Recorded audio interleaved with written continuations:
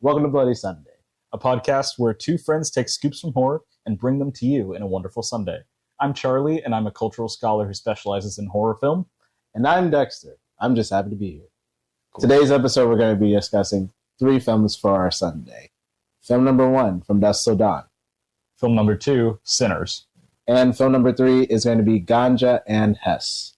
What are the similarities? What are the differences? What do we love? What do we hate? And everything in between. Let's begin. So we're starting off with From Dusk Till Dawn. This is a 1996 film directed by Robert Rodriguez and written by Quentin Tarantino. Of course, we gotta read the tagline and rate that shit. Yes, we should. The tagline from our one true savior, Letterboxd. One night is all that stands between them and freedom, but it's gonna be a hell of a night. Yeah, nah. Fine. Yeah, it's fine. A 2. I'm gonna give that 2 out of 5. I'm not even like, you can do so much better. I agree. I think that this movie's interesting enough. You could have thought of something better. Like even like as terrible and overused as it is as vampire puns, vampires suck. Like anything, to just like add to it would have been a little bit better. Yeah, 2 out of 5. Yeah, and I get that like. It's not necessarily like a vampire movie from the get-go. Like, there's a big tonal shift. Yes. And we'll talk about that. But come on. You could one night is all that stands between them and freedom, but it's gonna suck. Right? That's it. That's all I'm asking for. But the stakes are high. That's good. They should have just hired you. Yeah. Yeah. But it's gonna bite. No, I think the stakes are high is like the perfect one. Yeah. Tarantino, I'm better than you, and I don't have a foot fetish. Oh, yeah.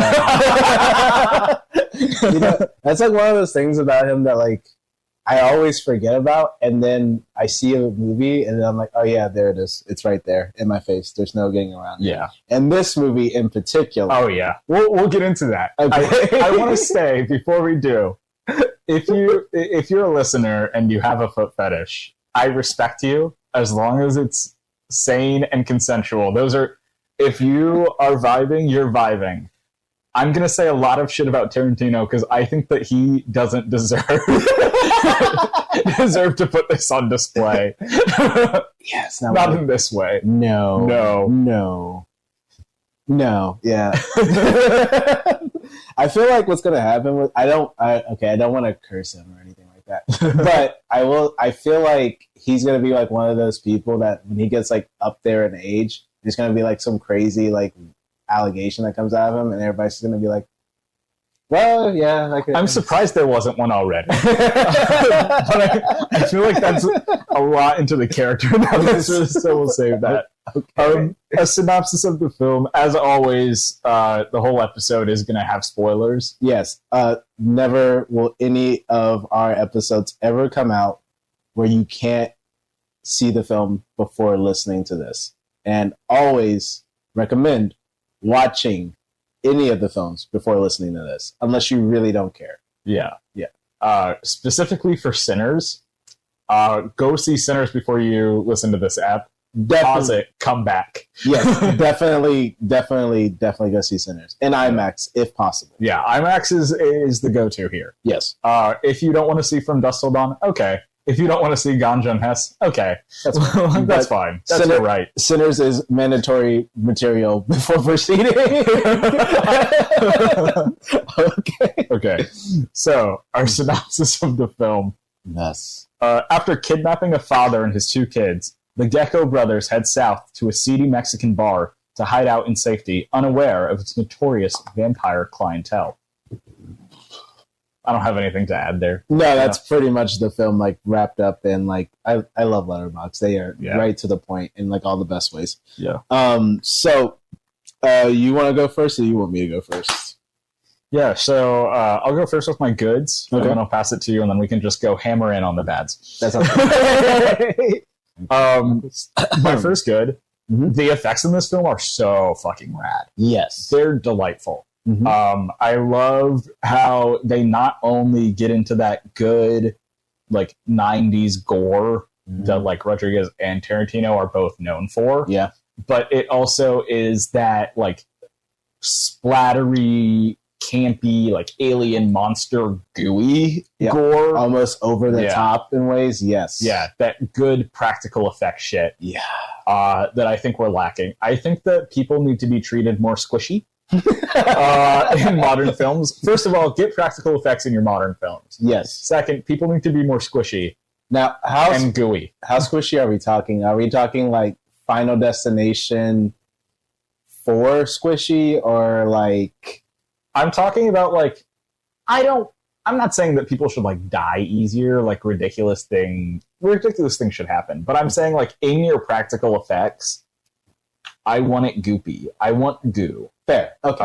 I want you to, if you're gonna be making a B film exploitation-esque movie, I want to be watching trauma. I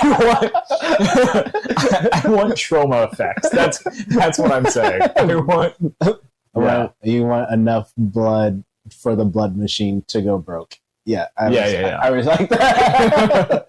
I understand. I like two films that I'm thinking of that are like modern practical effect films that do it in a way that I really appreciate.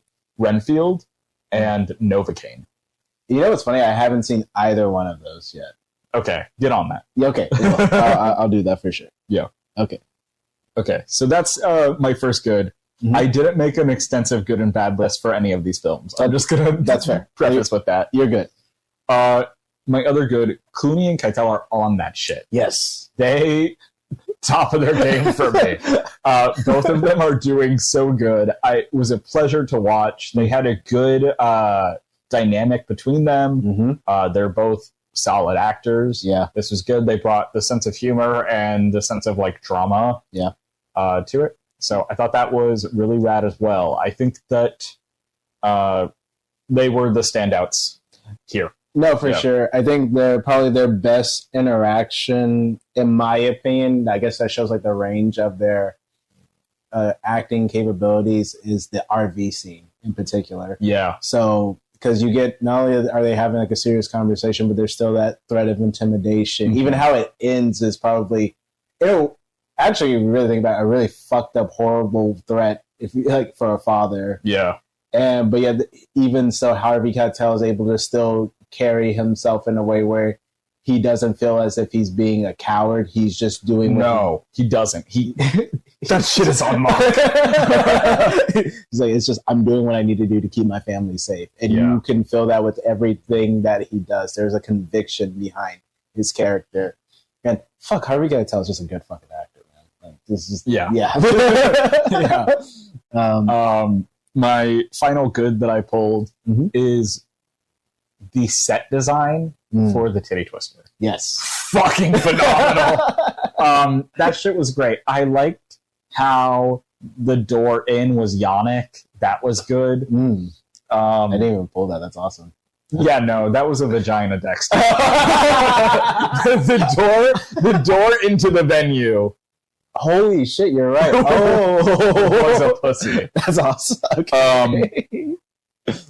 And then it was just good inside. The atmosphere that they created was fucking sick. Oh, hell yeah. I was like, yeah, this is a biker trucker bar from hell, and this shit's rad. Yeah, if they got like Mexican punk music on, fuck yeah. When they played a guitar made out of human bits, excellent.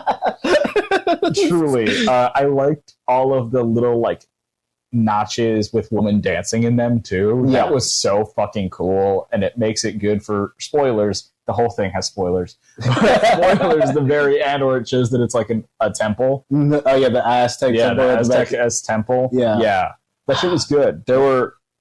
They did good shit here. Yeah. They had a vision, and it looked fucking phenomenal. It did. It carried itself well. It presented itself very well. In the years that we live in where people recreate the Friends Cafe, I want to make a petition that I think we should try to recreate the Titty Twister in real life. I agree. Yes. Take or leave the violence. I don't...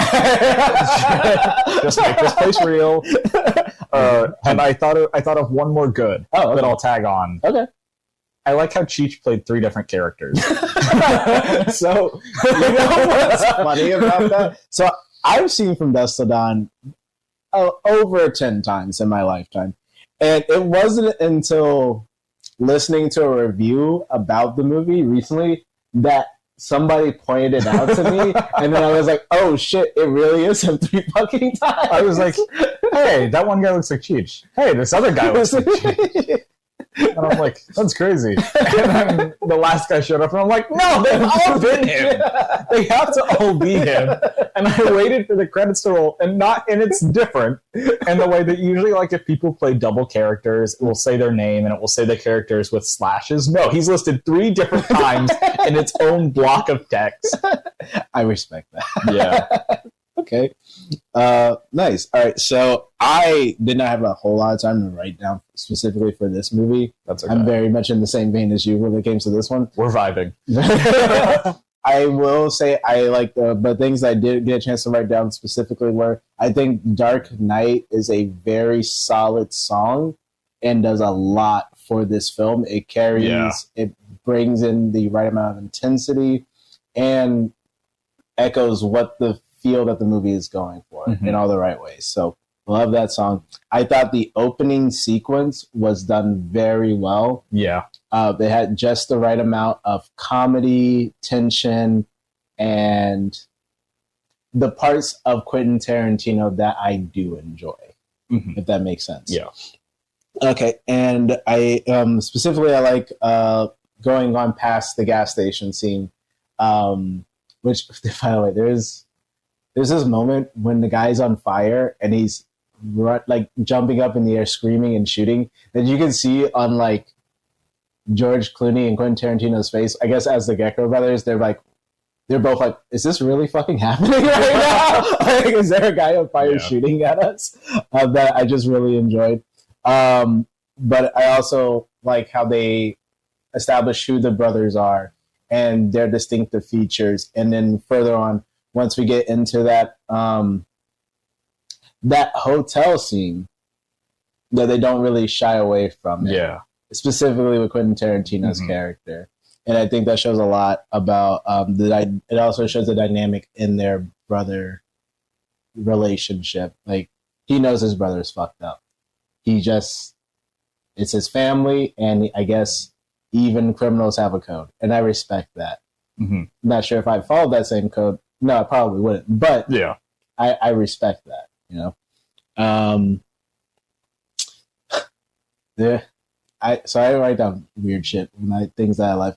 I love how big and fucking Herman monstrous Quentin Tarantino's head turns into. That's quite good. When he turns into the fucking vampire. The different vampire character designs, it's like a middle of the row thing for me, because I really like all of the designs individually. Yeah, but some of them I like more than others, and I don't understand the inconsistency. So I don't, because like Salma Hayek's character is like a lizard. Yes.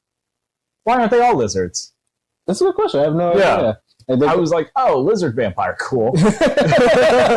I guess they're pulling from different types of vampire mythology. Yeah, because there are like certain depictions where vampires are more reptilian, and there's ones where they're more baddish, more animalistic.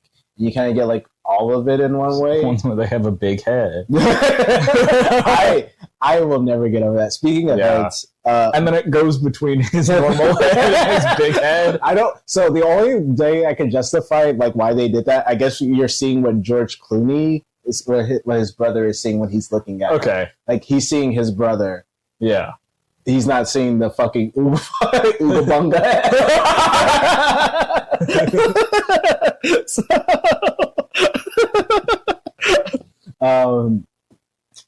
I enjoyed something that kind of got ruined for me, but makes it even funnier now, is somebody brought it out to George Clooney has like a head tilt thing that he just can't stop doing. So every time that happened, I feel like that should be a part of the drinking game. Anytime George Clooney tilts his head, you gotta take a shot. He'll die. And then the last thing is the iconic Selma Hayek introduction scene. I can't remember her specific name. It was like Satano Pandemonium. Does I want to say? Satanico Pandemonium. Satanic Panama. Yeah. Which is slightly redundant, but it sounds cool. Fine. Yes. It's probably one of the most iconic introductions to a female character that you could probably ask for. It could be problematic depending on who you ask, I guess, but Salma Hayek seems to be okay with it, so I'm okay with it. And I love that scene. It's fantastic. I discovered myself because of that scene. So, was that your last good? Yeah, probably. Okay. This is going to transition me into the bad. Okay. I think that her introduction itself and her being introduced, baller. Yes. That's cool. Yeah. The dance she was doing, meh. This isn't, like, I know, you were thinking, oh, he's going to make some sort of feminist critique. No, we're beyond that right now. I'd like to state on the record, I am bisexual. I do like women as well. This bored me. I wanted more. This was not more like that. Where it went to more was not for me. It was for a specific man, and he was there. But like, I was like, okay, the snake is cool, and then it just didn't go anywhere. It plateaued, and I'm like, okay. Yeah, and if I had to be really critical of it, there are some weird edits with it. Yeah, where they definitely like reused a little bit of the footage, and it kind of took me out of it for a second. Being hot isn't enough. No, but it helps. It does help. Yeah. So that was one of my bads. That's her. So I was like, okay, yawn. I can understand that. I feel like she was kind of wasted, right? Because it's like she shows up, she has this epic introduction. It's almost like main villain like energy, right? Yeah. And then she just gets fucking obliterated within like the same scene. Yeah.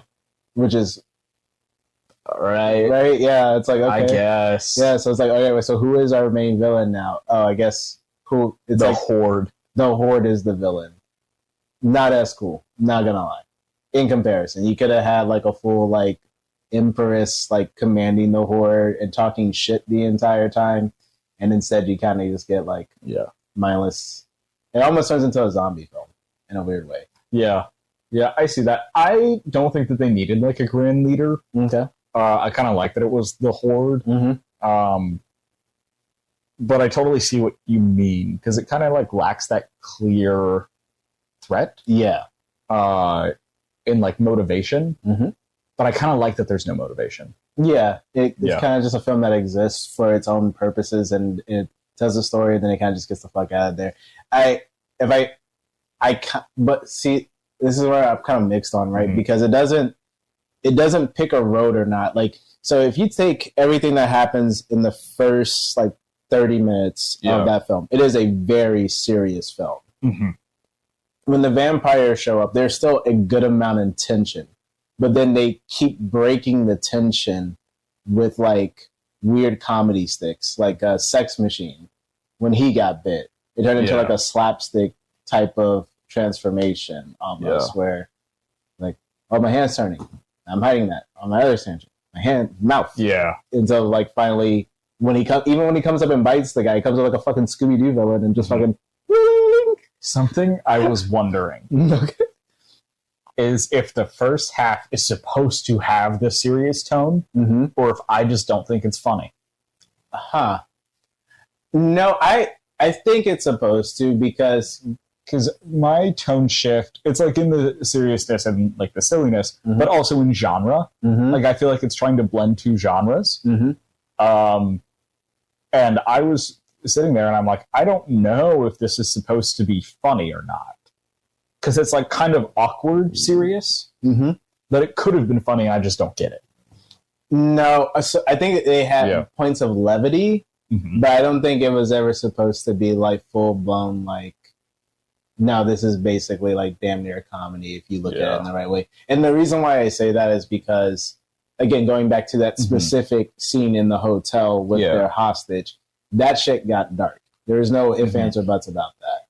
And all the way after that scene, it is pretty tense pretty much the entire way through. Yeah. It wasn't until Pussy Man shows up, which I'm not sure if that's supposed to be his name. That's his name now. We'll find out what his actual name is. Where the comedy starts to come back. His character's name is Shea Pussy.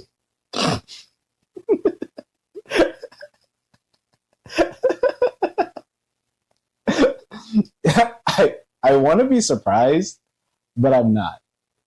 No. No. Do you have any negatives? Oh, wait, you still have mixed up. Yeah. Okay, please. These are my negatives. I took us into and then I went and I was like, this is a mixed thing. Okay, all right. Kind of on the same vein, Tarantino's character is just diabolical. And I don't think it's fully necessary to do all that. That's yeah. I think that they could have made, like what you were talking about earlier of like the brother dynamic being interesting and the whole thing about like, your brother's fucked up. What do you do? Yeah. I think that's interesting. It could have just been done if he was like really trigger happy. Mm-hmm. Like the fact that he's paranoid, he's trying to kill people all the time. Yeah. That's enough. Yeah. That is enough for you to do that with your story. Mm-hmm. The fact that he's a sex offender rapist who's like now going after this underage girl, like rapes and kills a woman, and you show her body on screen, even if just for clips. I'm not even saying that was like too gory or anything. Yeah. But it felt unnecessary. It made his character absolutely irredeemable for me. Yep. So I'm just like, I don't fucking like this guy. Yeah, it's kind of hard to like. And again, I understand that the movie was made in a different time, so maybe like the culture was just different. Yeah. But it's really hard to look past that scene and then care about anything that happens to that character. Like when his brother died, I'm like, good, he deserved it. Yeah. Like, there's no. I don't feel the quandary of like, should I kill my brother or not? You already should have killed your brother. You know what he's doing is wrong, because when he was talking to, oh my gosh, I can't remember the characters' names, but when Seth was talking to Jacob, there we go, there are their names. Yeah. In the RV, and Jacob was like, if he lays a hand on my daughter, I'm going to kill him. Seth was like, fair enough. Yeah.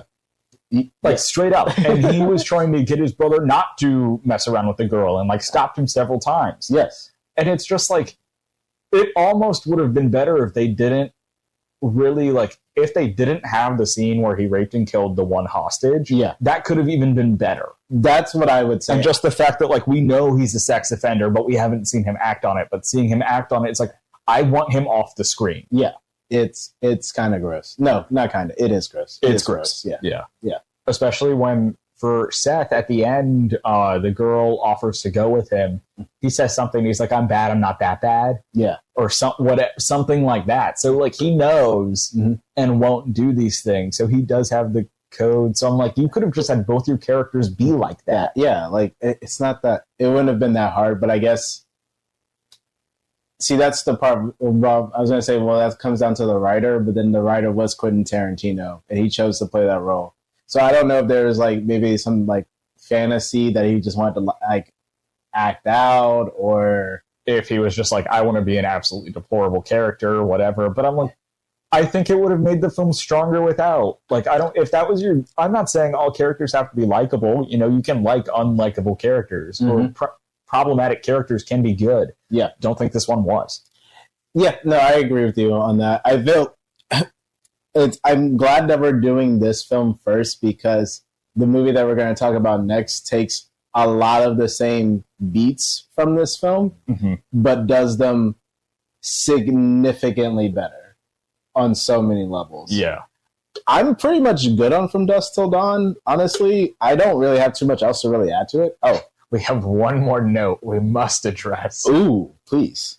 The fucking foot scene. What is that shit? We did it. We just danced around it. What the fuck is wrong with it? I apologize to anybody who wanted to hear us talk about that in particular. Yeah. If you don't know, Quentin Tarantino has a foot fetish. It's like an open secret. It's very much in the same vein of like that Louis C.K. open secret, but everybody seems to just be okay with it. I don't know if that's ever going to change. It could change at any point in time. It kind of just depends on the environment that we live on. Quentin Tarantino as a creator, right?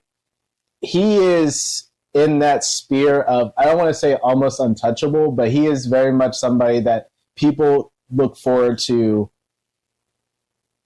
when he makes something. There's not really, it's almost like an event, right? Yeah. Like, I remember when he's an auteur. He's not, yeah. Yeah. I remember when The Hateful Eight came out on Christmas. I took my wife at the time, my best friend, and 2 other really good friends, and that's what we did on Christmas evening, to go watch The Hateful Eight. I don't think I ever do that for any other director, besides maybe Robert Eggers, but that's for a totally different reason. Yeah. Right? And he kind of has that status where a lot of people just kind of, he makes great movies. Who cares if he has a foot fetish? But I also think there's something to be said about it when it becomes a almost expected part of all of his films. Yeah. You know? I feel like there's something else that... And it feels like it's fine if, like I said, it's fine if you have fetishes or kinks. Yeah. Go for it, as long as it's consensual. Mm-hmm. Even like letting your own sexual preferences influence your film. That's not bad either. No. But just the way he does it feels strange. And the fact that in most of his films, he is the director and writer, or pulling one of these things and like writes it into the script is weird. It is. And it's like it blurs that consent for me in a weird way. I can see that, especially because there is certain movies where it's kind of like the whole movie pulls back just for like some antithesis on feet. Yeah. Like Once Upon a Time in Hollywood. Margot Robbie's character, I can't remember, God rest her soul, I cannot remember her name. That poor woman. But the character that she's playing in that movie. Is it Tate? Is it Sharon Tate? Yeah, Tate? Sharon Tate. Okay. Sharon Tate's character is watching one of her own films, and during the film, she takes off her shoes and kicks her feet up barefooted. And you're not watching her watch the movie, you're watching her feet and her watch her own movie. Okay. Sure, I needed that, I guess. Yeah. And that one is a great example to pull because you can argue that, like, in this film, it's used to make the audience uncomfortable and show, like, this is a pervy character. Yeah. Why would you do that there? Like, it's not for uncomfortability. Like, she's watching a movie. Like, she's chilling. She's just trying to live her fucking life. Yeah. So, yeah, no, I think I think showing yourself on screen sucking toes as part of like the erotic dance is strange. It's very strange. It's a very strange thing. I feel like if more people were vocal about their concerns about Quentin Tarantino's foot fetish, I feel like he'd probably not do it. But because everybody's just okay with it, maybe it's a bit now. Yeah, maybe it's like I have a feet thing. Everybody's expecting me. What if he's just not in the feet anymore? And he's just like, what if he's never even actually been in the feet?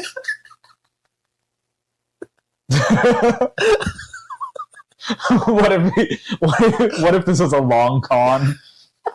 It's gonna be his last film. It's just gonna be like, hey, guess what? Not in the feet. Click. That's It's his 10th film. All right.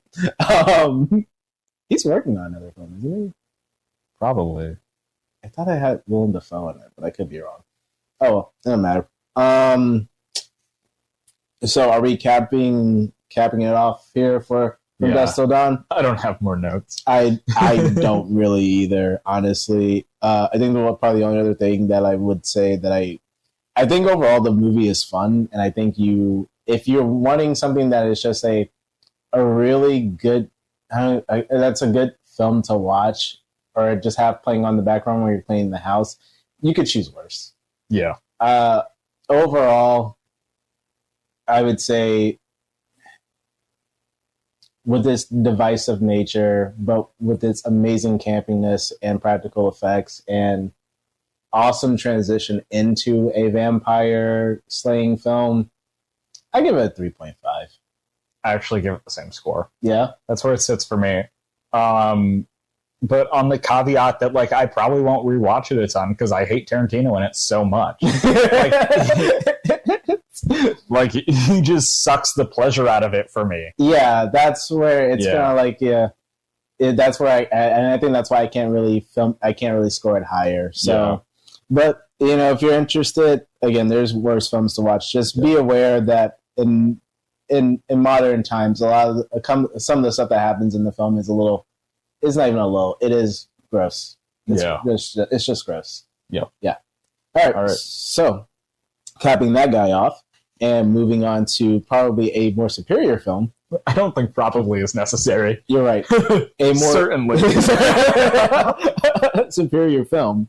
We're going to be talking about Sinners, Ryan Coogler film. Got anything for this one? Yeah. So this film just came out in 2025. It is Ryan Coogler's first project, first feature-length film in a while that's an original concept. Yes. Because he has, if you're unfamiliar, he has a short filmography, so I'm going to read that real quick. Oh, please. His big debut was Fruitvale Station. Okay. And then he directed Creed. Holy shit, what an upgrade. And then he did Black Panther. Fuck yeah. And then he did Black Panther Wakanda Forever. And now he's doing Sinners. So we've had a moment without an original concept from him. But it's not a bad moment, because they're all good movies. Yes. This guy, his filmography is impressive as hell. It is. So yeah, I just want to start off by pointing that out and how exciting this is. This also had a killer box office run where it made 48 million? No, that was its projection. It made over 60 million. Oh, yeah, shit. Its projection was either like 48 or 42. It passed 60 in the opening weekend. That's awesome. And that's a lot of like word of mouth too, honestly, right? Yeah. Because like it is the highest. I read an article, I think it might have been on Variety, unless Variety was the one that said the bad thing. I think it might have been Variety said that it pales in compared to the budget, which is stupid because it's the first weekend. What does that even mean? But I read an article that pointed out that this is the first original concept film to make this much in the box office since Jordan Peele's Us. Nice. Okay. That's a pretty high claim. Shout out to Black Horror. Shout out to Black Oh, that's, you'll save us. What's funny is like I just heard something about like there's a really cool renaissance with like Black Horror that's going on right now. And I hadn't recognized it until it got pointed out to me, and I'm like, yeah, there is some pretty cool stuff. Between that, we got Him that's coming out later this year, which I'm really excited for. And then Lady in the Yard, which didn't do like great, but it is a film that people are still. Oh, Woman in the Yard. Woman in the Yard, yeah, Woman in the Yard. Like it didn't got the gender right. Yes. Gender affirmed. But it didn't do like great. It definitely it made its money back. But there's a lot of people, like horror YouTubers that I listen to that made some pretty good videos about it. So cool. It's getting some toss. I think that one's going to do a lot better in streaming, honestly, than it will do like in the box office. Because I didn't even know that movie was coming out until I saw the trailer for its opening weekend. I just saw the posters for it, and I'm like, okay, I don't care. Yeah. So I didn't go see it. That's fair. So, but yeah, we're getting a really good renaissance. I'm excited to see how it keeps unfolding. I know, like last year, there were some pretty solid films too that came out. There was one on Hulu that I'm still meaning to watch. It's like a Mr. Rogers. I know what you're talking about. I don't remember what it's called. Yeah. Oh God. Somebody will tell me later on. I'll figure it out, or I'll figure it out during this. Yeah. But moving into Sinners. So the tagline. Yes. Dance with the devil. That's fucking great. That's fucking perfect. I think it's fine. I don't want to be a stinker. No, you're fine. No, it's your opinion. That's what it's about. I think for the movie, like, it's fine. Yeah. Like, I get it, but it's just okay. It's not the strongest to me. So it's like a 3 for me. I can understand that. I think how relevant that line is to the specific character of Sammy, I think it's pretty solid. Yeah. I'm going to go 4 out of 5 on that one. To me, that's a pretty solid one. I think the 3 to 4 range is where this one lies. Okay, I respect that. Okay. Like, it's serviceable. Yeah. I'm not like, wow, good tagline. Yeah. I think if it wasn't so like appropriate for like I said, Sammy's character specifically, Yeah. I don't think You wouldn't throw that out. I'd be like, what the fuck is this? And our synopsis. Trying to leave their troubled lives behind, twin brothers return to their hometown to start again, only to discover that an even greater evil is waiting to welcome them back. That's okay. That's not... it's not, yeah. It's missing some elements. Yeah, it's a little bit. Yeah. But, so, before we even get into the movie, I really... so, I don't really have any negatives for this movie, but I do have two that really... Well, one specifically that comes even before the movie came out. Okay. The trailer. Mm-hmm. So, the first trailer came out very ominous. It didn't really give you a whole lot, and I liked that. I agree. Second trailer came out. Vampire movie. Yeah. And I genuinely feel that it did a disservice to this film. I agree. Yeah. We talked about the trailer before. Yes. And you brought up the fact that this is going to be a vampire movie. And I'm like, I don't know. Maybe it won't. Because I was really hoping it would go into like African folklore, because that's like the vibe I was picking up. Mm-hmm. Especially, I was expecting the religious tones. By the fact it's called Sinners. Yeah. I was thinking, okay, it's going to be like, and I was pretty close. Mm-hmm. But you're going to have a black pastor in the Deep South who is doing something where his congregation, he's speaking against this, and then you're going to have another character who is practicing traditional folklore and religious beliefs, and that's going to be like the quote-unquote sinner, and that there's going to be some tension there, and that's where the evil is going to come in. Ooh. So I had the elements. Yeah. But vampires is like a secret third thing, and once I had vampires in my mind, I'm like, it's either going to be what I said, or both of those things will be present in the movie, and there will be the vampires as well. Yes, and that's probably that's a good way to put it, honestly, because it still had your concepts in there for sure. Yeah, especially with Annie's character specifically, and then Sammy's father's character. Yep. Yeah, but that definitely wasn't like the main focal point for it. I definitely didn't pick up from the trailers that Sammy was such a significant character. No, neither did I. Even from the synopsis. That's the main thing I think the synopsis is missing. But it's a good teaser to get you into the movie. Yeah. But Sammy is the heart of this thing. Sammy is the heart of him. And I feel like, but I think it's Michael B. Jordan's characters, both his characters, Smoke and Stack, that really were like this selling point for a lot of people. Yeah. And well, because we've never seen Michael A. Jordan before. Yeah. I'm excited that he got out here for this one. Me too. And that actually goes to one of my first positives with the film is just the performances as a whole, and how well the characters like all worked so well, especially Michael B. Jordan's in particular. So I'm not sure if you picked up on this. So they did go to World War I. That did happen. Yes. But one in particular thing that I noticed was Smoke has, I guess what would be considered at the time, shell shock or PTSD now. Yes. And Stack does not. That's why Stack is always rolling his cigarettes. So I found that fascinating because I didn't pick up on that. So I saw the movie twice for anybody to know. And after seeing it a second time and knowing where the film was going, I got a lot more appreciation to pick up on like the more subtle details. And it's very similar to the Cheech situation from Dusk Till Dawn. I legitimately forgot that it was the same actor. This was, if not his best, then one of his best performances. I think that he's so clever in every role he comes to. He really immerses himself in it. Yeah. But in this, the way that they were so distinct in the ways that they were acting, the way that not only did he successfully manage playing twins with distinct personalities, distinct different backstories, but doing Stack's transformation. So he's kind of doing three. Yes. Because he's doing both of the characters as is, and then Stack when he transforms into a vampire, which is different again. Yeah. So it's just so impressive. Like I could sing his praises all night. Yeah, me too. But I'm going to try to avoid that unless it's very specific to like certain points I want to talk about. There wasn't a bad actor in the film. No,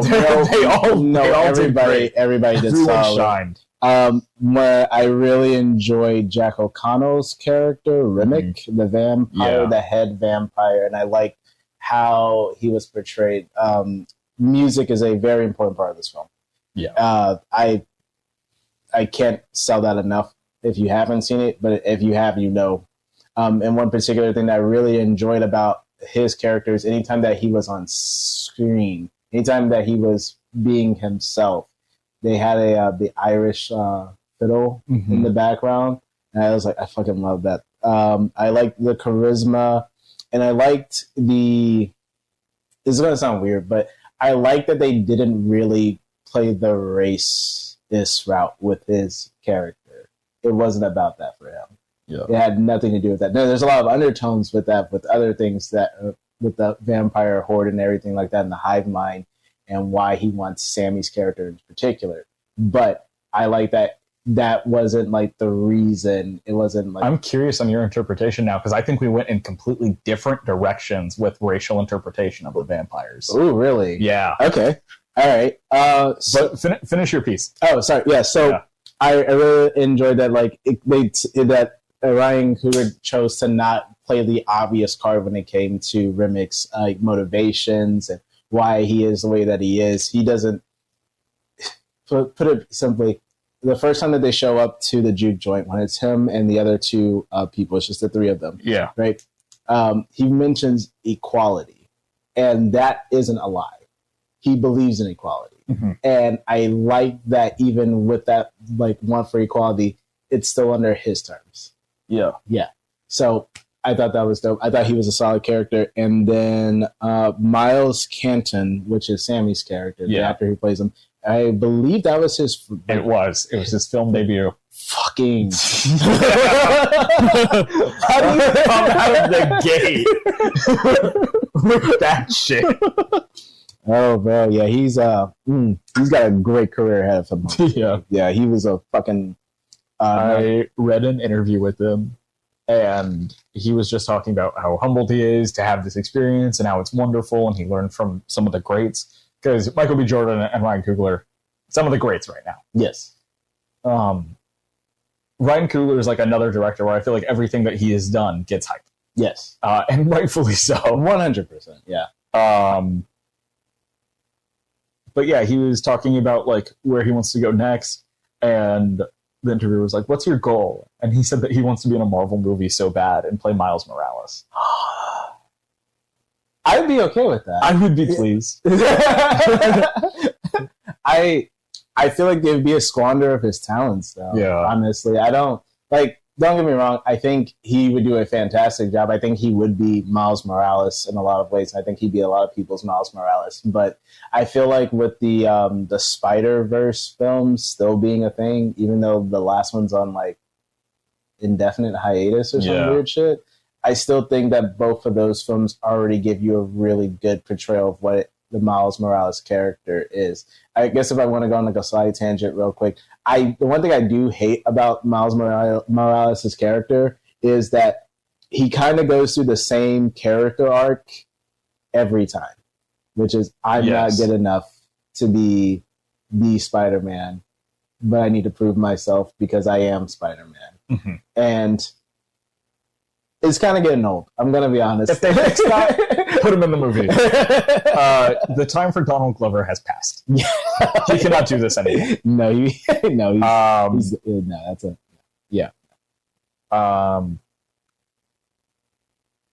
But I would either pull Miles Canton or the kid from Stranger Things. Which one? What you want? That's all right. I want one of those little white boys to play. So I'm not sure if you were paying attention, but after fucking Chadwick Boseman passed away, they were like throwing around different options for who could take his place. And like my favorite fucking meme in the entire fucking planet was Ryan Gosling. I remember that too. The kid from Stranger Things, his name is Caleb McLaughlin. Caleb McLaughlin. I think he'd also be a solid pull. I think he has the look. He's got the young kid look. I think he could do like a whole like real good series with him. I know Spider-Man 4 is coming out, so maybe like we'll see. I don't know what they're planning on pulling for that. I think that if this is adding on to the tangent, if Marvel's doing the whole multiverse thing, have another universe where Miles is Spider-Man. Yeah, Pullman. Yep, fucking why not? Yeah, don't put him through that arc of I have to be this Spider-Man. Just have him be that universe's Spider-Man. He's already there. Yeah. Just treat it like the fucking the most current run of the Spider-Man films. You don't need the origin story. We already know it. Just go straight into the action. Him doing his thing, fighting villains, and being Spider-Man. It is the least they can do for appropriating Miles' entire arc and giving it to MCU Peter Parker. They did do that. That is. They even gave him the friend. Oh yeah, they did. Yeah, it's a what the fuck? I don't. Marvel is so strange. Like I don't. And they're like, to make it up to you, we will give him a black girlfriend. Or you could have just, had Miles Morales to begin with. I don't know why we had to go these extra steps, but okay, fine. But have you considered that both of his love interests can be black women? I hear what you're saying, and I'm gonna just raise you one Miles Morales. Okay. But have you considered what if they do it again? And it just looks like he's only into black women. You know what? Respect. I was like, all right, hey, you know what? I respect that. All right. A couple of other performances that I thought were things I really liked about the performance. Haley Steinfeld, solid piece. God, the guy's name, I cannot remember his name. He played Delta Slim. Delroy Lindo, the comic relief that wasn't annoying, he was funny as shit the entire time, and not one point in time did I be like, please get off the screen. I'm tired of hearing from you, old man. Cornbread also funny as fuck. Yes, funny as fuck. And that was Omar Benson Miller. Omar Benson Miller for the fucking win, and then Annie's. I cannot pronounce Annie's name. I know it's like. Wunmi Musaku. That's how it's spelled. Okay. Going back to both her and Haley Steinfeld, I like the romances. Even with Sammy's love or romance interest, they all felt genuine and like real, actual people. Yeah. Because it annoys the fuck out of me. Like when you see like. In movies where like they make eye contact and then it's like they've known each other all their lives. I like that there's some actual like real emotions behind everything, and like I like the subtlety of like even like with like Sammy's love interest. She's like, oh, I'm married. He's like, happily. Yeah, I think that all of the romances like they didn't even feel out of place in the movie. They felt in place for all of the characters involved. 100%. The one that went the quickest, of course, is Sammy's. Yes. But like you said, it was done so well. Yeah. And I think that what they did is they exploited romance tropes that we know. So for Stack and Mary, it's like that couple that like it's forbidden. Yeah. One of them cut it off to protect the other. Mm-hmm. You know that. For Smoke and Annie, couple that's been through a tragedy and still loves each other and just doesn't know how to fully deal with that, but still looks out for each other. Mm-hmm. And then with Sammy and Perlene, you have the younger guy who comes in, he's full of passion. Mm-hmm. There's a woman who's married, he's going after her, and she's not fully happy in her marriage, looking for that passion. Yeah. And since they're, not separated as in like separated, but apart, she can explore that. It's things that we're prepared to accept. Yeah. So we accept them. Yeah. And none of them seem out of place or forced. And they all had chemistry. And they all had really fucking good chemistry. So that, I have so many positives. It's kind of ridiculous. Yeah. Even Grace and Bo also had chemistry. Grace and Bo. Which one was Grace and Bo? The couple who ran the general store. Oh, yeah. I love those guys. Yeah. not, I don't want to jump ahead too much. Yeah. But her character, I understood why she kind of screwed everybody over, but I kind of hate her just a little bit for screwing everybody over. Yeah. But what I really liked about that couple in particular is how they both went out. To me, it was like darkly romantic. They both died at the exact same time. Like them both being on fire, her just screaming her head off. Yeah. Like, and to like the bitter end, I was like, that's fucking beautiful. Just that shot alone. I want that shit on the shirt, or at least the poster, because that shit was dope. Did you see the one poster that's like art of them all dancing? No, I didn't see that. I'll find this and send it to you. Okay, that's fine. I want that. We know what we're doing after. Okay. But yeah, more positives. Cinematography was fantastic. I don't think I've ever seen a cotton field that ever looked so beautiful. Like it's the dirty South in the most like purest sense, but it looks so welcoming and warm. You could feel the humidity. When you see that in IMAX, why are they sweating? Like you could feel it you just feel the sun just beating down on these guys, and like it's still just, and it looks so right. I love it. I loved everything about that. I liked how the movie felt focused and that I wasn't afraid to tell its story. Yeah. It didn't at any point like feel as if it was trying to like reach. So like when we did our last discussion, we talked about maybe we didn't even talk about on this, but you were telling me about Locked and how everything felt a little heavy-handed, and then we talked about it even more like Death of the Unicorn. Yeah. Like at no point in time did anything feel heavy-handed. Like there was enough subtlety to kind of just. I like that Coogler trusts his audience to pick up on the subtleties of things and just kind of letting it ride. Yeah. I respect that so much. For me personally, Rocky Road to Dublin is actually one of my favorite songs of all time. So getting to see like a crazy vampire horde sing that was like the dopest shit in the world to me. Nice. Going on to that, right before that scene, however, there is a it's not a one shot because that doesn't feel right, but there is a set piece that happens the first time Sammy plays in the juke joint, and it does something, I'm gonna say magical, that I concur. Yeah, that, like it blues. It's also magical, like canonically in the film. Yes. The bringing in of not only of music, but the different ancestors and all the different branches of music that have been made due to the creation and the use of the blues, and then what music that came before that, and how it all kind of ties into one another. And I even like that it pulled from other cultures as well, specifically Japanese culture. I want to say, were they both Japanese or? I do not know. I thought they were Chinese. Chinese. She said Chinese. Yeah. I don't know. I don't know if the dancers were. Yeah, my Asian history isn't that good, so I don't want to be impolite to anybody. Yeah. But I enjoy that even like their ancestors and their future people were able to come and be a part of that moment with them because they were all just like enjoying that music so much.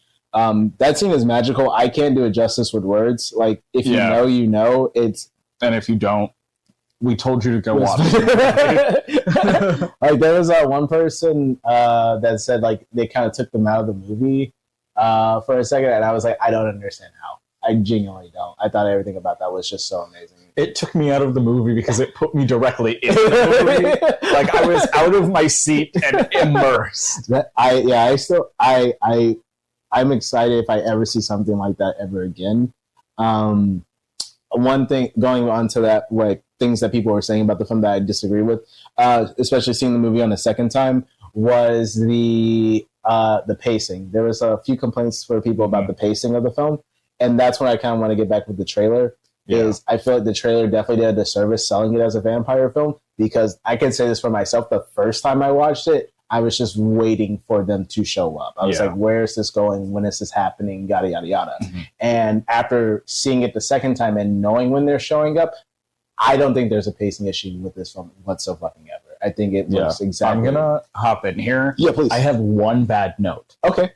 And it was about the pacing. Oh, okay. But I kind of changed my mind when I was watching it. But I wrote this down to bring it up and sort of correct why I think the pacing works. Okay.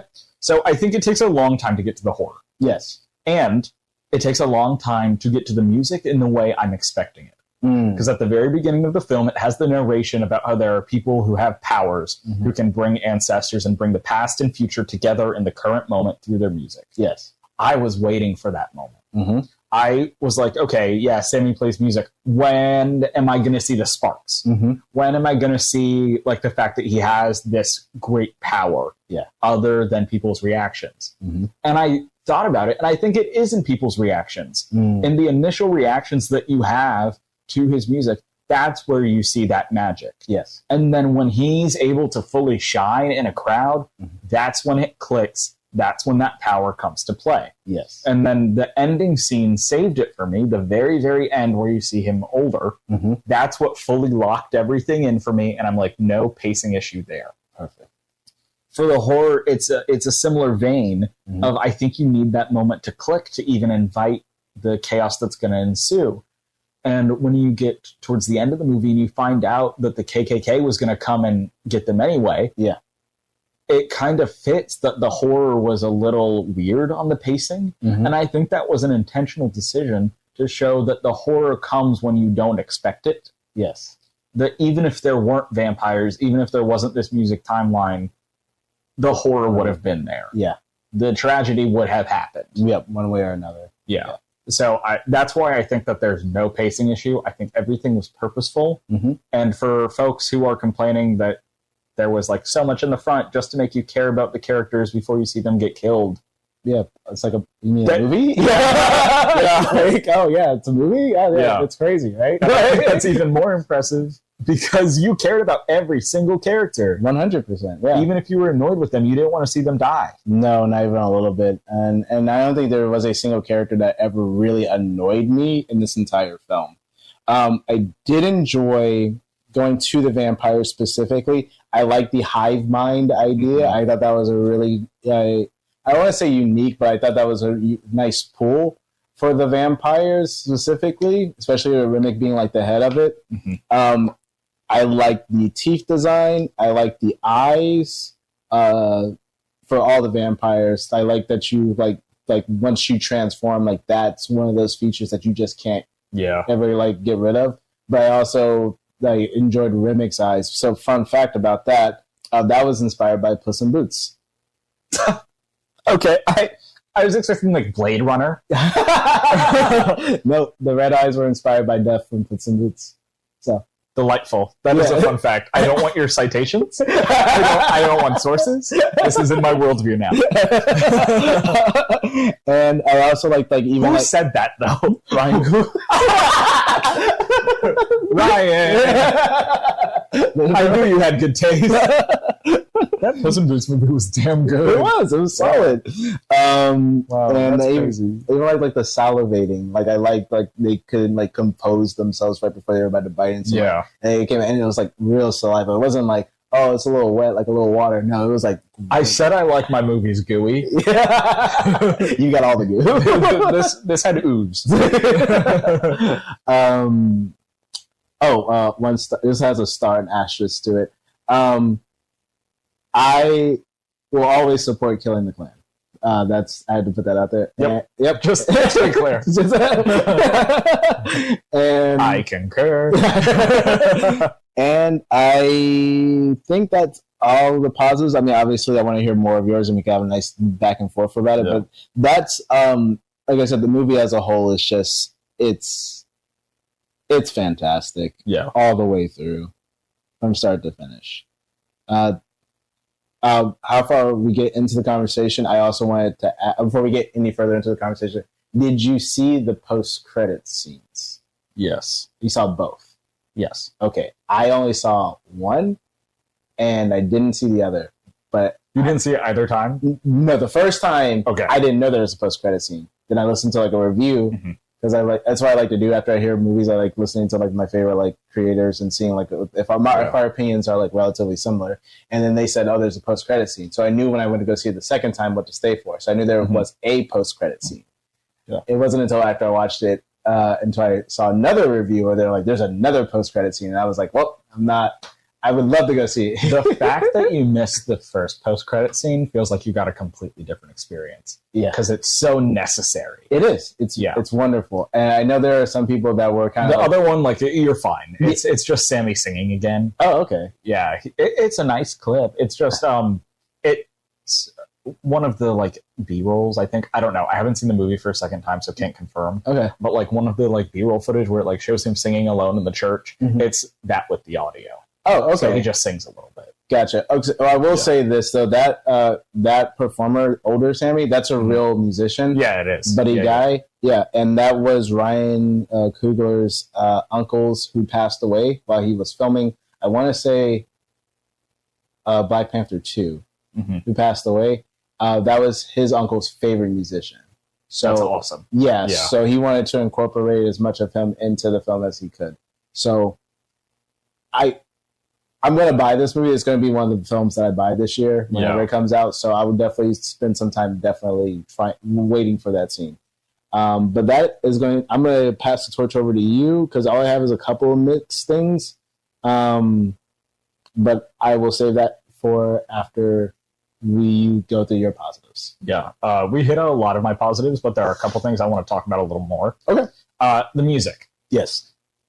The integration of the music in this film was masterful. Yes. Like I said at the top, my background is in horror film, movies, and stuff like that. I'm, in general, a cultural scholar, so I also do a lot of work with music. Yeah. So I watch a lot of films that implement music, horror films that implement music, music itself. This was so perfectly done that I have no notes on the integration with the music. I only offer interpretation. Okay. So this kind of gives me into what I theorize the vampires are doing here. Okay. I think it's really important that the head of the vampires is Irish because I think that like they both him and then all the other characters in the film are going for music that is very culturally linked. Yes. It is music of their people and it has been colonized. I understood it that, oh my gosh, what is his character's name? Remick. Yep. He was offering them the chance to outlast their colonization. Yeah. Because he was talking about he lost all of his people due to the colonization of Ireland. So he's significantly older. Yeah. So when he's saying that he wants equality and to get them away from all of this, I understood it as he's like, I am giving you this gift. And yes, of course, I think he should have asked. Yeah. Back on the consent thing. Probably should have asked. But that was his goal. And the vampirism in this movie was specific to the fact that it was marginalized groups. Yes. And a sort of like reclamation of the power that they were that was taken away from them. And I specifically think that at the very end, when you see Stack and Mary, that's proof of that. That they were able to outlive that specific era in the Deep South. Yep, and move on a place into a time where they could openly be together without any persecution or worry. That is fucking dope. Yeah. On the same vein, on the hive mind, I think that operated in a little bit of a different way than I've heard anyone else interpret it. Okay, what you got? I think that it wasn't that they were all operating on one wavelength with the same goal. I think that once you are bitten, you get the memories of everyone else. Yeah. So I think because of that, then everyone knows what Remick has been through and how this has helped him. So they want to go help others. But they also have the bloodlust. So like two things are playing. But my two biggest pieces of evidence for this are the white couple who he turns, who are of the clan, and after they're bitten, they're not anymore. That I think the film does a really good job of like this ambiguity of what's actually happening. But I don't think it's that he brainwashed them. I think they now have his memories and know what colonization feels like.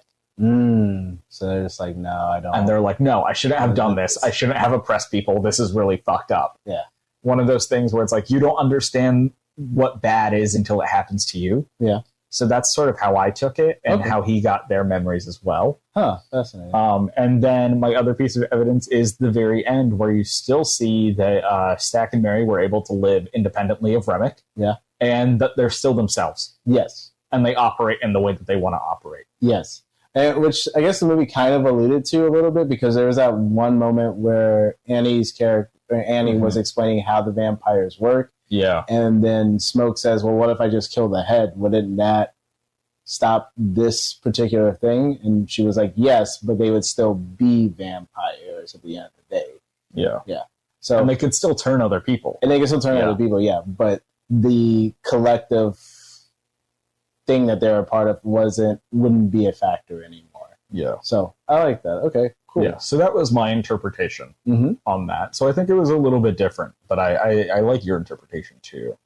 I don't think that I don't think that Remick was ever supposed to be like a racist character. No, I didn't get that from him at all. Yeah. And that's one of the things that I appreciated most about him. I think, I guess I didn't really go too much into it, but there's still like an essence of like exploitation, because you still have this character who is not of that community, of not that culture, being like, hey, let me in and be a part of my culture, and we can share this with everybody. And it's like, that's not what this is made for. That's not why it's here. Yeah. Like we weren't doing this to please you. We're doing this to please us.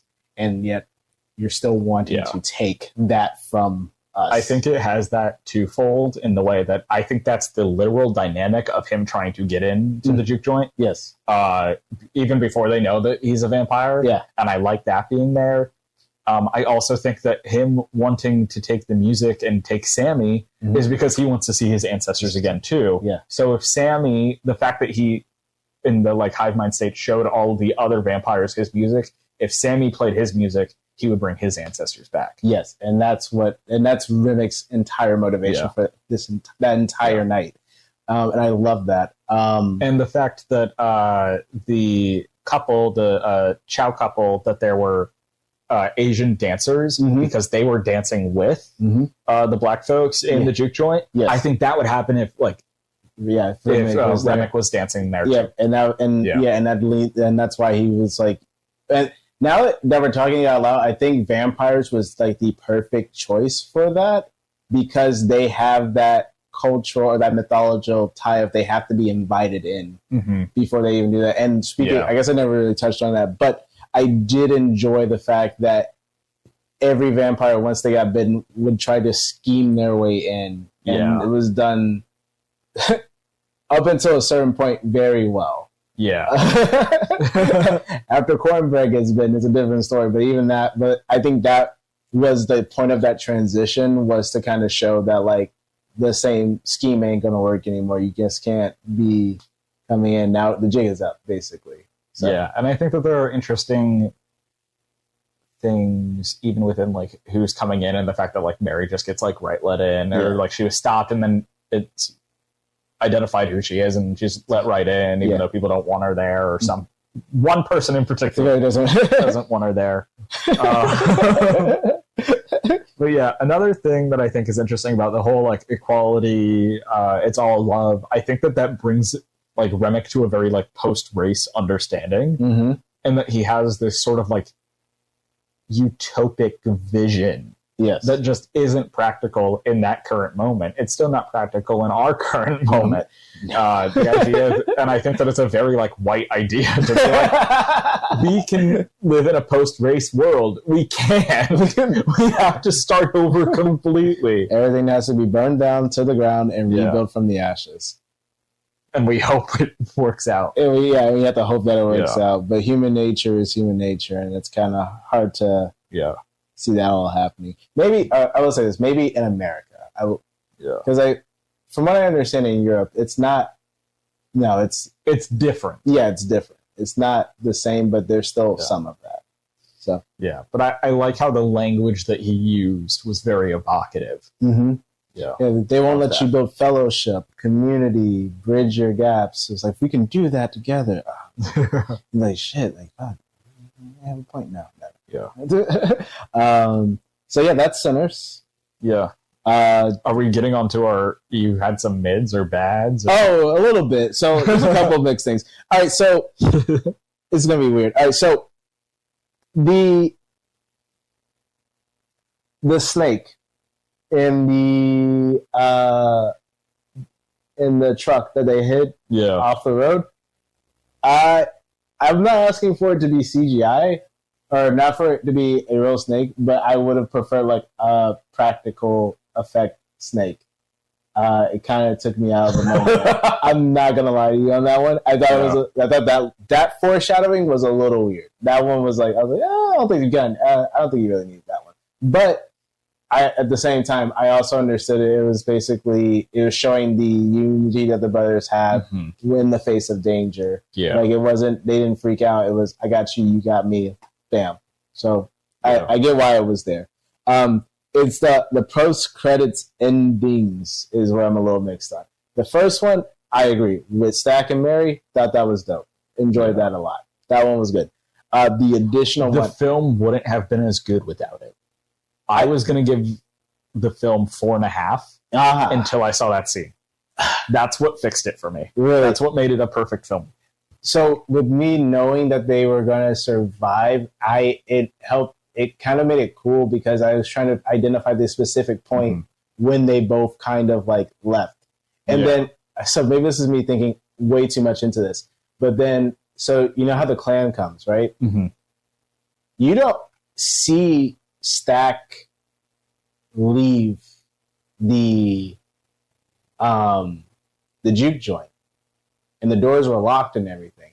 So this is just headcanon. This isn't real, but in my head, that was Smoke stopping the clan from coming in and letting the son kill his brother. That was his last like act of defense. Interesting. I like that. Yeah, like because he doesn't, because we know he doesn't kill him, but you also don't see where he leaves. So in my head, he stayed in the juke joint, and that was like an extra thing. Like Smoke was already ready to go. He was like, okay, yeah, I don't got anybody here left for me. I'm ready to cash out. But that, I don't know, to me, that added like an extra layer of like, I wonder if that's what happened. Yeah. Because that would add an extra layer to like why he fought so hard to like stop them from coming in. Mm-hmm. That's just me. But I don't know. Yeah, I like that. I just assumed that he like left while they were having the battle outside. Yeah, that's also totally feasible. But even I like your version better. Well, because like, right, so like in the mid credit scene, right? You see Mary run off. But she runs off by herself. You don't see Stack with her. That's why I was thinking, he has to be in there. Yeah. And then he was just waiting for the sun. And then after that, they probably met up and then went to where the fuck they went to. Yeah. With a bit of vampires. But, I think that, but it's just, when I found out that there was another post-credits ending, I was like really? Come on now. Like, it wasn't like a mixed thing. Like, I would love to see more film, but I was just kind of like. The other one, it's, like I said, it's not even a scene. It's just like a bit of him singing. Like it's not. Yeah. So it's just like, hey, we had this extra footage. Enjoy. Yeah, and so, that's why I'm like, that's why it's a mixed thing for me. I was like, I would have loved to have seen it, but at the same time, it's like, I get it. I don't know. I'm kind of burned out from post-credit scenes. I'm gonna be honest with you. Yeah. Not gonna lie. So it's kind of that's where I'm at with that. But that's it. Honestly, that's it. My score 5 out of 5. That's just locked in. That's gonna be like that. It's probably gonna be my favorite movie of the year. Unless something comes out that I am not expecting, but I highly doubt anything's going to hit this caliber for me. Yeah, this is currently ranked number 2 for me. Okay. I also gave it 5 out of 5. Mm-hmm. I also give it a heart on Letterboxd. Oh, I love it. I liked Freaky Tales more. If Freaky Tales did not come out, it would be this one.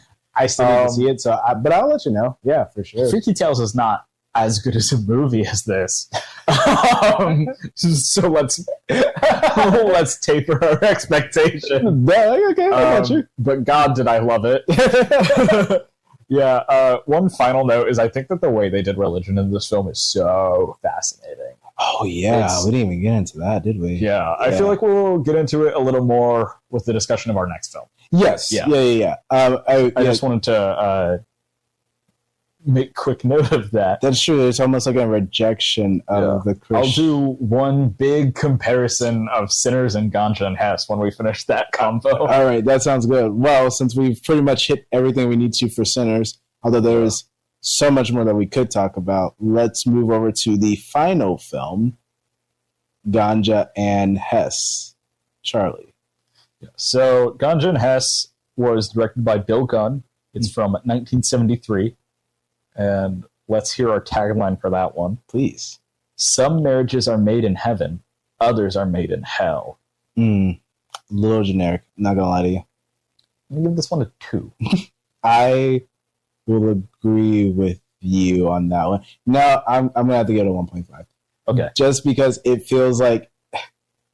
So you remember when that one guy used to do the voice for all the movie trailers? Yeah. That tagline feels like I've heard that tagline in multiple movie trailers. Yeah. So yeah, it's like classic exploitation film tagline. Yeah, it's not. Actually, no, I'm bringing it down to a 1. I don't like it. I like it, and I don't like it for this film. That's lower. Okay. Yeah. Okay. And the synopsis: a mere sentence. After being stabbed with an ancient German-fested knife, a doctor finds himself with an insatiable desire for blood. Okay. Well, that answers one of the questions that I had. You had no clue what was happening in this film. So I had like a general idea, but I didn't really fully grasp everything.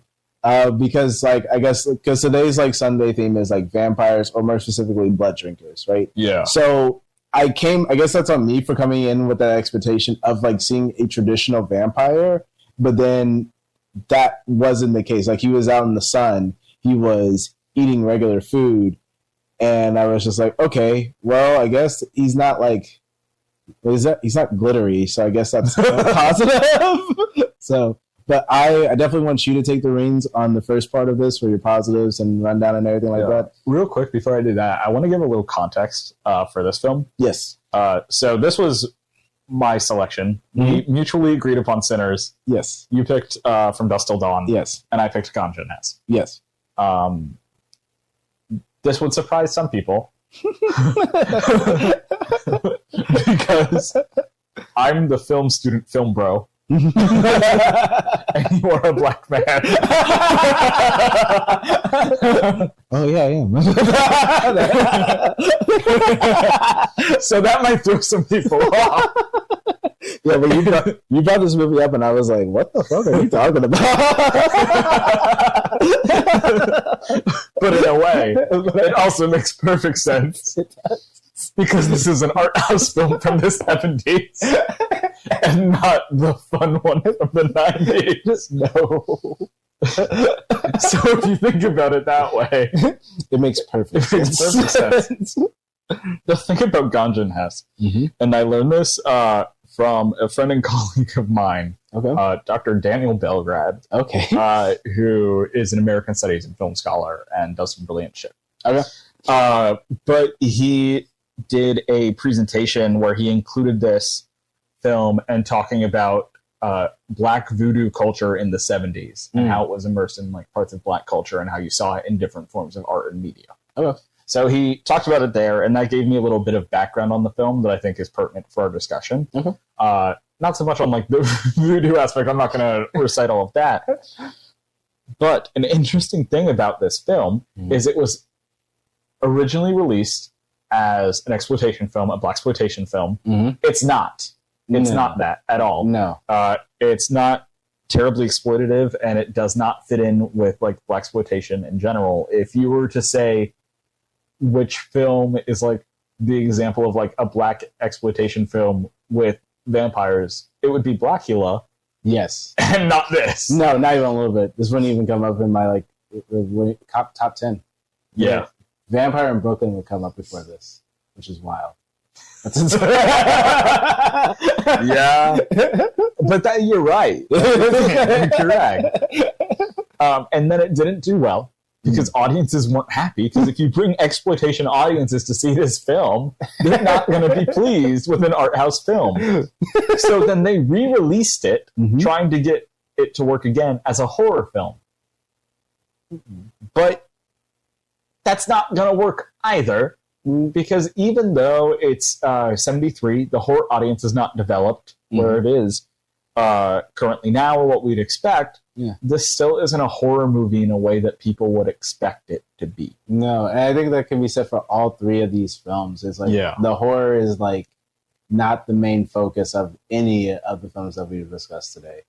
So it's like it's an element, but it doesn't. Okay. All of the films are like genre blending, and horror is a primary, but not the main. Okay, so that definitely wouldn't have worked in the 70s. Now that So that's a little background on Ganja Hess. Okay. Thank you. So gonna go into the goods. It's such a beautiful oniric film. It embraces that sort of dreamlike fantasy, and that is so strong throughout the entire thing. Yes. Leading into my bads. That makes it so hard to follow. It's a difficult film to watch. It's a difficult film to follow. I think that it's something that if you're remotely curious of what it would look like for a black director, writer, black auteur to put together a film in the 70s with a majority black cast that's dealing with very important cultural issues of the time and representing that in an artistic and unique way using vampirism, check it out. If that intrigues you at all, I think it's a film that you should dabble in. It's something you should see. I can definitely see how something like that influenced Sinners. Even if it's not officially stated, I think that a lot of the themes it follows are also present in Sinners, with the sort of religious, romantic, socio-political, socio-economic themes are all sort of there. Okay. So I think it's a good thing to check out. I think it does a lot of things really well and really interesting. I think that it makes distinct decisions with how it will show horror and gore. Yes. And I really commend it for that. But I'll admit, it's an older film. It's an art house film. It's hard to follow. Yeah. I don't think it's something I'm going to rewatch. Yeah, I'm going to be honest with you. I'm probably not. I would have this movie playing in the background if I had like a house party, like on a projector somewhere. That'd be sick. Yeah. Yeah, like no audio, you're just watching the visuals, because I think some of the visuals are very solid. I guess I had a couple more positives to you when it came to this. Very confusing for me as well. My first note is not really a positive. It was just something that I highlighted.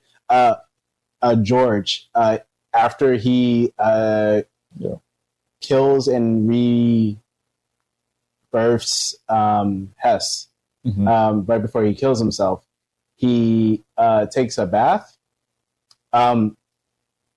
He takes his toothbrush and puts it in the bath water and brushes his teeth. That's just gross. That was Did you know that George was played by the director? Yes, I found that out. I'm glad we both have this on lock.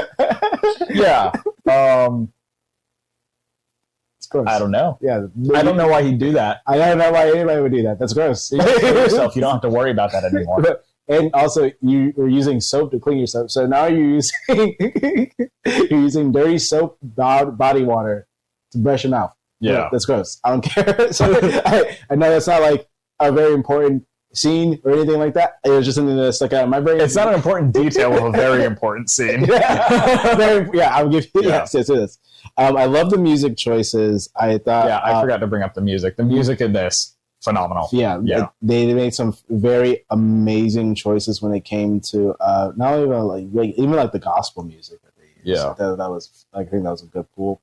Yeah. For those who have not seen this movie, the music that they use, they dabble in a bit of blues at one point, but primarily you have this recurring, sort of like traditional choir that's very clearly like African or African inspired, that's relating to the ritualistic knife that turns people into vampires. Yeah, the crazy chant. Yeah. I call that Hess's bloodlust music. That's great. I thought that, I was like, I love that shit. Anytime that shit came on, I was like, fuck it, yeah. Yeah. I like how fantastical and almost ballerina-like the fight scenes were. There was only 2, but the first one when George attacks Hess, he literally picks him up and does a full 360 with him in his arms, and then throws him. Yeah. I was like, and then the second fight with the pimp was also very dance-like and fantastical. So I thought that was cool. I don't know if that was an intentional choice. I'm assuming it was. I'm assuming so too. I don't know what the purpose was, but I thought it was a very, very interesting way to have fights. I did not like Ganja's character at first, but after hearing her speech about her relationship with her mother, I came around on her character. Yeah. It was actually Hess that I found myself not liking a lot by the end of the film. I don't want to say kind of a dick. He is a dick. Yeah. Not only does he kill this woman's husband, but then he woos her to get married to him. Cool, fine, whatever. Her life. She can do whatever she wants. She's a consenting adult. But then he doesn't get her consent to turn her into what he is, which is a vampiric-centric thing. Yeah. And then on top of that, after he does that, he doesn't even tell her that he does it. Instead, he brings a random stranger over and has her basically transform for her first night while sleeping with the dude, which that image of her post-sex transformation, fucking beautiful. The blood spatter glitter on the guy's back and ass. I was like, that's a fucking, like, that's a dope-ass shot. Like, I would get that shit framed. Like, that was fucking cool. I want to be real with you. I thought she was in on the whole thing. Oh, really? Yeah. Ah, okay. Why? Vibes. I don't know. I don't really have evidence. I thought that she was in on the fact that he was a vampire.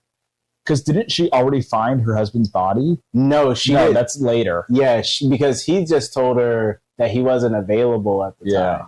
And so she was just like, from what I gathered from like her behavior, she wasn't too heartbroken. Yeah, she assumed that he was dead. Yeah, and I don't think they had like an actual like loving relationship, because if they did, she would have been there with him, not in fucking Amsterdam for like 6 months or whatever the fuck she was doing. So I do think that he was useful to her, and she was more upset about her money ticket, her meal ticket being killed than she was upset about him dying. Yeah. Because that's kind of like what the speech that she talks like about, like her relationship with her mom and how she was going to be the disease that her mother always called her.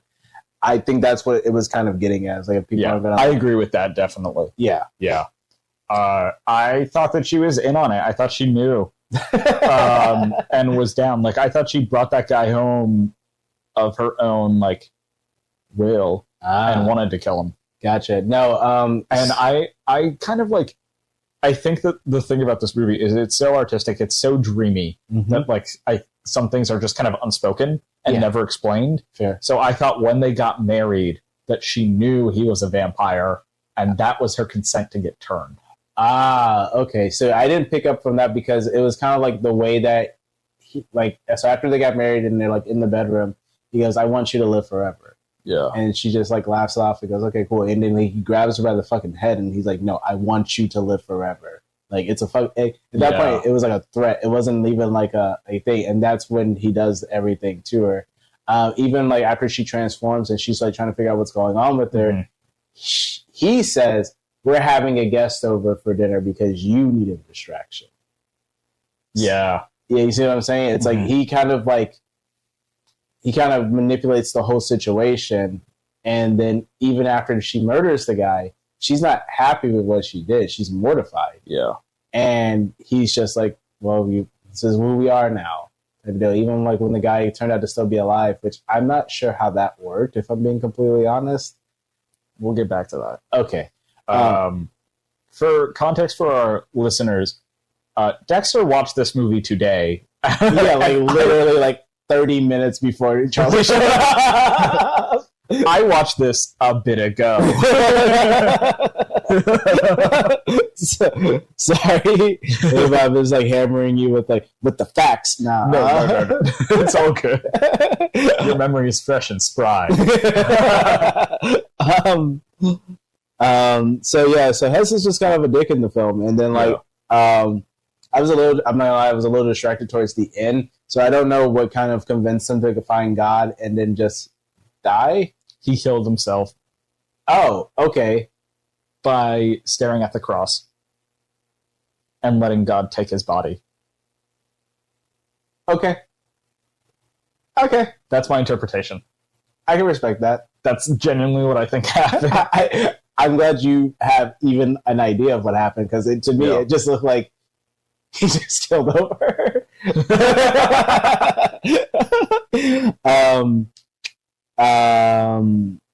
and then I think, I wanted to just bring this parallel into it since we were on the From Dusk Till Dawn. Mm-hmm. There's a weird foot scene in this one as well.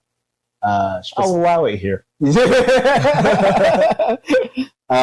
then, but I think the whole third act where Ganja is, you're watching her journey descending into what she's become. Mm-hmm. I found that very interesting and compelling. Yeah, because we didn't really get that with Hess. With Hess, it was he got transformed, and then it jump cuts to his normalcy of it, to the point where he's going into blood banks, causing fires just so he could steal blood. Now he's pretty much accepted what he is. He doesn't care. But watching Ganja kind of almost fight it all the way up until a certain point, I thought was very interesting, and I felt that was probably the most human-ish reaction to the whole situation. Yeah, I also found it not only a natural progression, but of a woman coming into power. Yeah, for the first time in her life. 100%, especially with the ending, the last the last scene of it, her close up of her face going from the slightly confused to full smile embracing of it. Yeah. Last name, poor Archie. I feel like Archie just got used and abused this entire fucking film, and then his reward for being a loyal servant is he dies, and I think that's kind of bullshit. I'm gonna be honest. Same thing with George, but he did that to himself. He did do that to himself. He did that to himself. So with the guy at the end, just really quick, who comes out of the water and goes to Ganja, and that's the guy that they killed. Yes. I interpreted that as he got turned somehow. Yes. Either the direct interpretation is that he got turned somehow and they dumped his body in the water and he was coming out, or it was completely a dream sequence, and it just showed her new opportunities now that Hess is dead. She can go and fulfill her own sexual desires the way she pleases and feed how she pleases, and coming into her power, specifically because he's coming out of the water and running to her and she's looking at him from a balcony. So there was the direct position of power of height and hierarchy enforced. I like that. It's not something I would have taken into consideration, but I think that's a good interpretation. Yeah, overall, I think I enjoyed the film for what it was. Like I said, if I have a house party, definitely going to just be playing on the background for some people to watch and kind of enjoy.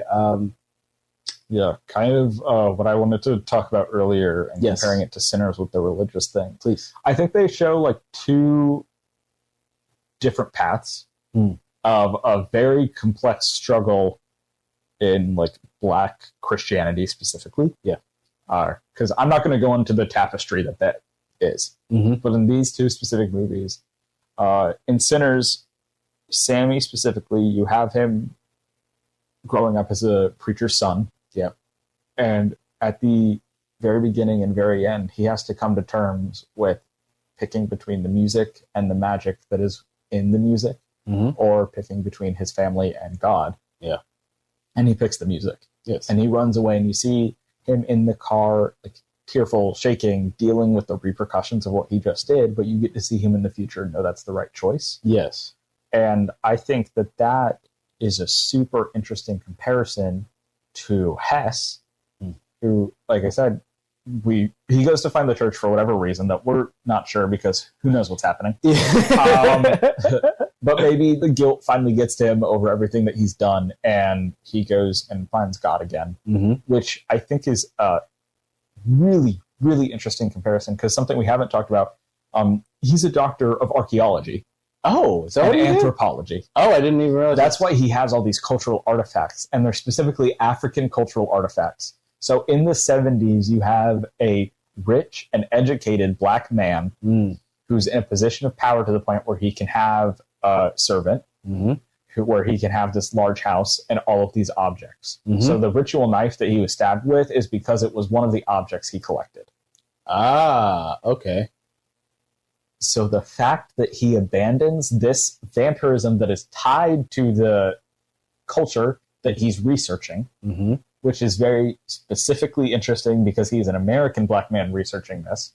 So he's removed, kind of connecting back to the ancestors, kind of at this position of power over them. So offering that sort of dual role. And that he goes back to find Christ, and that's his demise, is fascinating.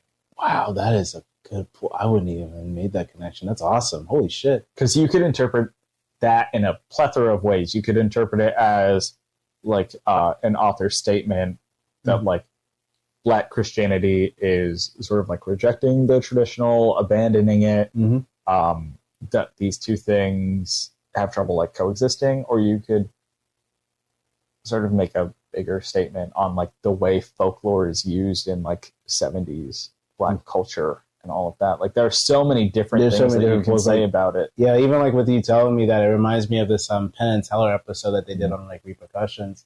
And they interviewed a guy who was like pro repercussions. And one of the things that he said that I don't know why, like what you said just came to me, is like he just said why he feels that people like Black people should have repercussions is because Are you talking about reparations? Yeah, the reparations. Okay. Repercussions. Sorry. I was like, yeah, thank you. Like repercussion, bro. It has been a week, man. I'm telling you. I'm like, I don't think that Black people should have any repercussions. I'm going to put that on record.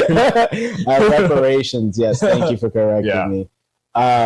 He was saying, the reason I think we should have reparations because he's like, I don't know what my real birth name would have been. I don't know my ancestors. I don't know what my real religion would have actually been. And so like you saying that is kind of like I don't know, it draws a parallel or question to me that like is the rejection of Christianity also the rejection of colonization? Maybe I'm overthinking it. I don't know. I think that's one of the interpretations. It could also be like rejection of colonization, but the fact that he goes into it. And I think that it's also key that both of these films, it's not just Christianity, it's specifically in Black churches. Yes. So it's a specific institution that still is in the realm of colonization, obviously, but it's in a different way than if it was like a white church coming onto them. 100%. And that there's a certain element of like power and cultural change. Yeah. So, yeah, and I just think it's really interesting that you have, like, I think that that's part of Hess's motivation to explore this as an anthropologist and to explore the culture in the first place. Yeah. Or at least I would hope so. Yeah, I think maybe that was his original motivations, and I think he just got so used to being that specific way that he didn't. Yeah, like he got numb to it all. Like even like there's like a scene where they're sitting by the fire, and she's like, "I'm always cold. Like, how do you live with this?" And he just goes, "I just kind of get used to it." Yeah, he's like he's become numb to the whole sensation of what he's become. So. And the fact that like anthropology and like specifically anthropology of African artifacts originated as a colonization practice. So many deep cuts. Yeah. So there are just so many interesting little things. And then bringing it back to Sinners, the fact that Sammy abandons the religion and goes with this specific institution of Black culture that was created for Black people by Black people. Yeah. That's really interesting. Especially, I don't remember which one of the twins says it, but they talk about FUBU. For us by us. That was Stack. Yeah, about the juke joint. That it's a place for us by us. Yep. And then he goes and makes the music. Yep, and then even Delta Slim, when he's talking to him like of the importance of the blues, it's like it's your heart, it's your soul, it's like it's everything. And then having those same lines kind of parallel with like the father being like, give your heart. Do you see like is it smoke and stack? Was the heart? I can't remember. No, his heart was Perline. Yes. His soul was himself playing the blues. And then what's the last one? Mind? It might have been your mind. But it cuts over to Delta Slim, basically. Yeah. And I thought that was I thought it was such a fascinating scene. Like they give away all that and go to God. And he's like, nah, I'm not doing that. It's like, I respect that. I would do the same thing. But I think we should probably give it a rating for Ganja Hess, unless you have any more notes. That was pretty much it. I just wanted to, I don't really have like a full-fledged, this is exactly what I think is the meaning of like Hess being an anthropologist and the fact that his demise was at the cross. I don't have a direct interpretation. I just think there are so many different ways it could go. And it's such, I think that's what makes this movie for me. Yeah. Not only the fact that, of course, it's impressive that we have this artifact, this cultural artifact itself of like black cinema. Like that's cool. Glad we have access to this still. Yep. And on YouTube of all places, which is crazy. Yeah, just available on YouTube. It's also on Tubi, but I couldn't get Tubi to work. And the YouTube didn't have ads for it. So. But the fact that this piece maintains, we didn't even talk about the fact that Hess is played by Dwayne Jones. Yes. Who, if you're unfamiliar with Dwayne Jones, he was known for starring in Night of the Living Dead. This is the only other starring role he has. Yes, I remember you were telling me about that. That was like one of the key points of the. That's what kind of sold me on it too. I was like, "Ooh, that'd be kind of cool." Yeah. I wish he was still alive, or if he did like an interview about it, because I would really like to ask him why this film particular was the one that brought you back onto the silver screen. Like, what about this specific thing made you want to be like, I want to do this? Yeah. There are a lot of questions I have about this film, and I don't think any of them will ever be answered. No. Also, I want to get Ryan Coogler's email and be like, hey, so did you actually watch this film, or am I just drawing connections that you think are bad? Well, you know, it's also From Dusk Till Dawn. You saw that, right? Yeah, you've had that. The beats are way too similar. You can lie. Like, just so you know, you can lie and say you've never heard of it. Yeah, I'd be okay with that. Yeah, I think that's funny. I respect you more. I guess we didn't even talk about the other homages that Sinners actually had. Like, they had like an homage to like The Thing with the fucking garlic scene. Salem's Lot, from what I understand. Yeah, Salem's Lot. I was going to bring that up, and I forgot, so I'm glad you did. Vampirism just has a long history of marginalized groups. A lot of stuff with specifically like racial and sexual minorities. So Salem's Lot was one that we were talking about maybe doing, but I just find it dreadful because the original Salem's Lot adaptation, it's a mini series that's 2 episodes, and it's just long, and I don't care about most of it. Yeah, so I feel bad making another person watch it. That's fair. Honestly, unless you really want to have done it, I would. I'll find scenes from it and send it to those scenes to you, and you can cross it off your. I respect it. Yeah, thank you. There's like I know the one scene, and they made an adaptation, which is okay. Yeah, okay at best. One of our mutual friends, they were telling me about the remake, and they hated it. They got rid of all the nuance. Got rid of like all the. It did get rid of all the nuance, and it also added like some terrible racial things. Oh, that's lovely. Where it's like, okay, we're gonna have a black savior character who will die for the white man to live. And I'm like, okay, cool. Why though? It's also always the same actress playing these roles. She's also in Annabelle, where she's like the smart character, and then she dies to save the white woman. Like, you know the actress I'm talking about? Yeah. I don't remember. God, I can't think of her name right now. I'm not. It starts with an A. I'll figure it out. Stalling for time. Why does Stephen... I won't put it on Stephen King, but Stephen King has like a weird thing about like... Alfred Woodard. Yeah. Yeah. Yeah, Stephen King has like a weird magical Negro trope thing he's obsessed with. I don't Absolutely. I don't know why he's like that. We could probably say that for a different episode. Yeah, I think for everything about Stephen King, I think that for the time that he was writing all this stuff in, he was trying his best to do diversity and just fumbled. And I respect him for it. I just don't think he knew. Yeah, yeah, he's from Maine. I'm not expecting him. We're glad that he's met a person of color. But yeah, I think just the history of vampirism is super interesting. I even think it's interesting the fact in From Dusk Till Dawn that the vampires are Mexican. Yeah. And have like ancient roots. Yes. So yeah, Salem's Lot, the vampires in that are queer coded. Oh. The vampire is brought over by a Renfield-esque character of that sort of like assistant or familiar. And it's very heavily coded that they are gay. Oh, interesting. Yeah, and that's why the townspeople don't initially like them. So that's the reason I pulled that. But if you go back to like Nosferatu, that's a really queer movie. Dracula, the novel, super queer. Yeah. You have all of these different things coming into play. So I really like when the roots are shown, kind of the main theme of like acknowledging the ancestors of vampirism in media being marginalized groups. So I like that Sinners did that and pulled it in a really clever way. Yes, it did. And I don't know what his next film is going to be, but I'm all for it. There are a couple of talks about like what would a sequel look like. I don't want a sequel. Don't do that. Don't do that. Don't do I that. don't want that. If it's going to be a sequel, I don't want it to have anything to do with vampires. I want it to be called Apostles, and I want it to be about werewolves. I want it to be in the completely opposite spectrum.